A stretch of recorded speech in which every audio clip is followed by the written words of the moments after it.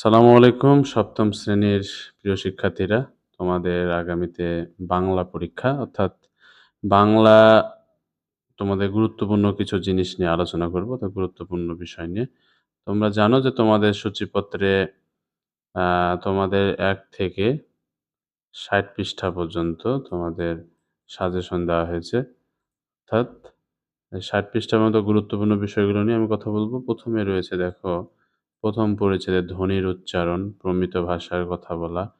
তো এখন এখান থেকে তোমরা কোন বিষয়গুলো বেশি গুরুত্ব দিবে? কারণ এত শর্ট সময়ে পুরোটা দেখা হয়তো অনেকের পক্ষে সম্ভব হয় না। যেমন দেখো ভাষার মর্যাদার প্রকাশ, এখানে সর্বনাম নিয়ে কথা বলা হয়েছে। সর্বনাম মূলত ৩ প্রকার: সাধারণ, মানী, ঘনিষ্ঠ। তো এখানে এই যে সর্বনামটা নিয়ে এখানে কথা বলা হয়েছে এগুলো একটু পড়ে নিবা। আ এরপরে এখানে তোমাদের প্রশ্নে ঠিক এইভাবেই গল্প দেওয়া থাকবে এবং গল্প থেকে তোমাদের বলা হবে যে সর্বনাম বের করো, কোনটা কি সর্বনাম। ঠিক আছে? যেমন ধর তাকে, এটা হলো তোমার সাধারণ সর্বনাম। তোমরা সাধারণ সর্বনাম। হ্যাঁ? তো এই যে সর্বনামগুলা এগুলো তোমাদের খুঁজে দেখা যাচ্ছে গ্যাপ আকারে এখানে লিখতে হবে। ঠিক আছে? এরপরে যাও ভাষিক যোগাযোগ, অভাষিক যোগাযোগ। এটা অতটা গুরুত্বপূর্ণ না। এখানে প্রাসঙ্গিক, অপ্রাসঙ্গিক আছে। এখানে গল্প আকারে দেওয়া আছে। এখন প্রাসঙ্গিক মানে কি? দেখা যাচ্ছে কোনো কথার ভেতরে অন্য কথা বলা। যেমন তুমি বাংলা পড়তেছো, এর মধ্যে যদি অঙ্ক নিয়ে কেউ কথা বলে, এটা অপ্রাসঙ্গিক। অর্থাৎ যে টপিকে থাকবে সেটা প্রাসঙ্গিক। এরকম কথা খুঁজে বের করতে হবে। তো এরকম কোনো গল্প থেকে আসতে পারে।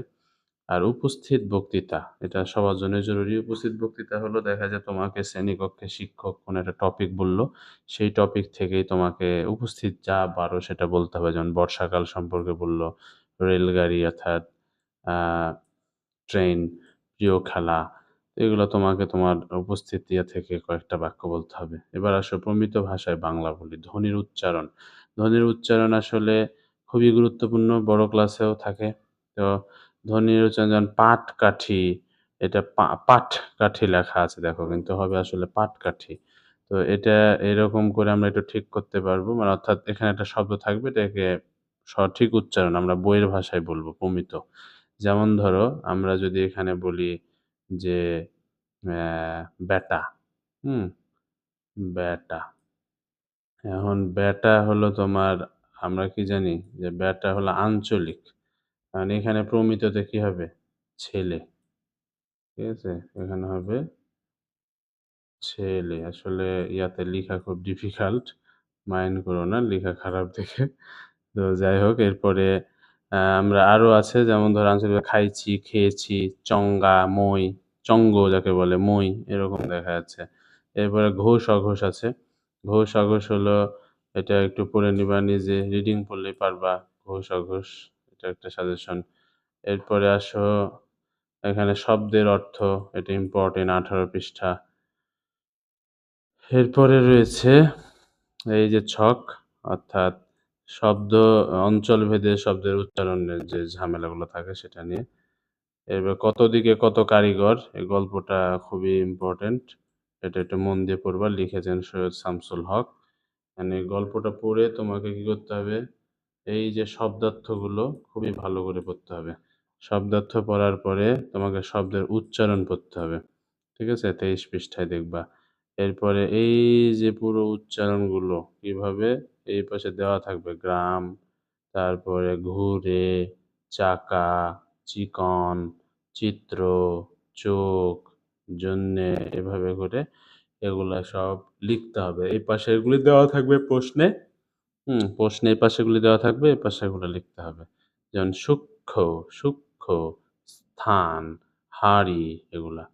তারপরে আসো যে আঞ্চলিক ভাষা, প্রমিত ভাষা। অর্থাৎ তুমি আঞ্চলিক ভাষা দেখা যাচ্ছে তোমাকে ৫ টা লিখতে বলল, তুমি তোমার অঞ্চলের আঞ্চলিক ভাষায় লিখলা, আর এই পাশে প্রমিত বইয়ের ভাষায় লিখলা, এটা।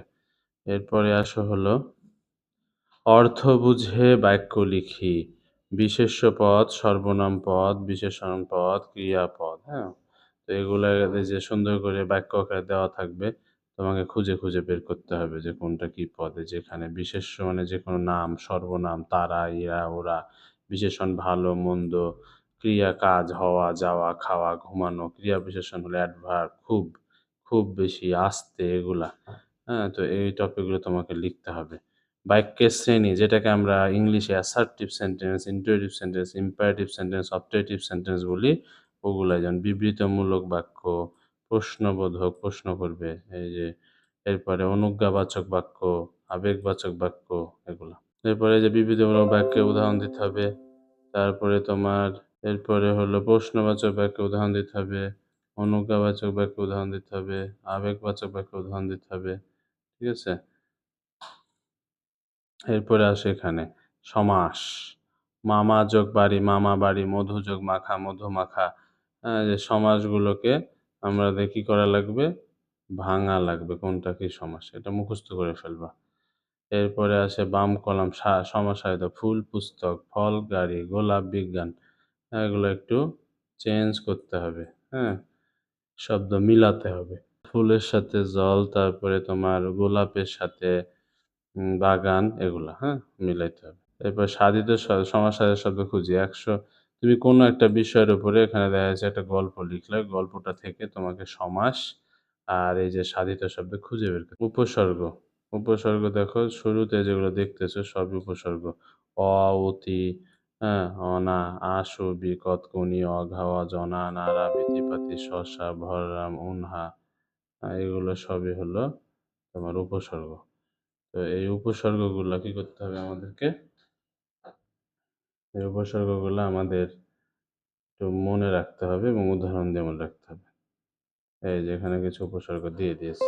এরপরে তোমাকে একটা গল্প লিখে ওখান থেকে উপসর্গ খুঁজে বের করতে হবে। যাই হোক এই ছিল তোমাদের সাজেশন। তোমাদের ভিডিওটি ভালো লাগলে অবশ্যই সাবস্ক্রাইব করে দিবে, বন্ধুদের জানিয়ে দিবে এবং এখন থেকে চ্যানেলে রেগুলার তোমাদের যত সমস্যা আছে সব ধরনের ভিডিও পাবে।